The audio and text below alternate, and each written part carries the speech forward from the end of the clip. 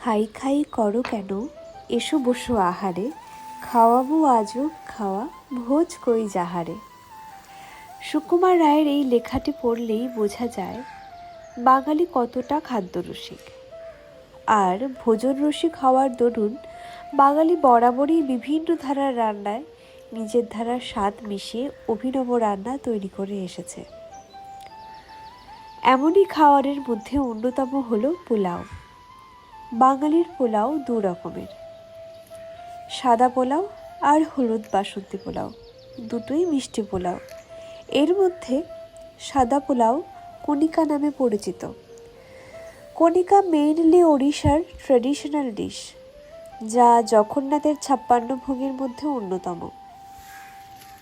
অন্যদিকে ফুড রিসার্চারদের মতে শাহজাহানি জার্ট পোলাও থেকে ইন্সপায়ার্ড হয়েই বাঙালিরা বাসন্তী পোলাও তৈরি করে। কথিত আছে শাহজাহান মিষ্টি পোলাও পছন্দ করতেন, এমনকি মাংসের পোলাওতেও মিষ্টি ব্যবহার করা হতো তার আমলে। পরবর্তীতে মুর্শিদাবাদের নবাবদের হাত ধরেই বাঙালি জমিদারদের কাছে পৌঁছে গিয়েছিল এই হলুদ মিষ্টি পোলাওয়ের রেসিপি। তবে বাঙালিরা মাংসকে বাদ দিয়ে নিরামিষভাবেই এই হলুদ মিষ্টি বাসন্তী পোলাও রান্না করা শুরু করে, যা পরবর্তীতে ঠাকুরের ভোগে ব্যবহার হয়ে থাকত।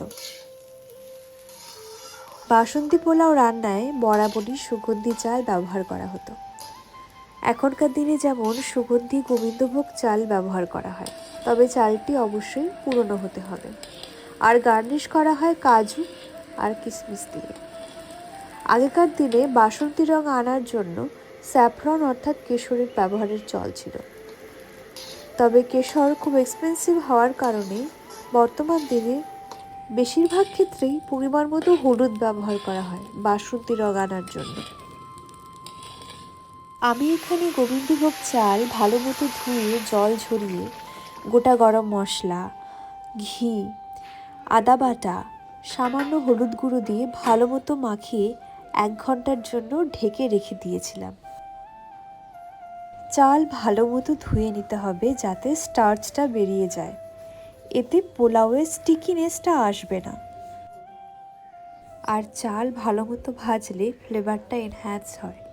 চাল ততক্ষণই ভাজবো যতক্ষণ এর ভেতর থেকে গ্লাসি ভাবটা চলে না যাচ্ছে। জলের পরিমাণ বুঝে শুনে দিতে হবে।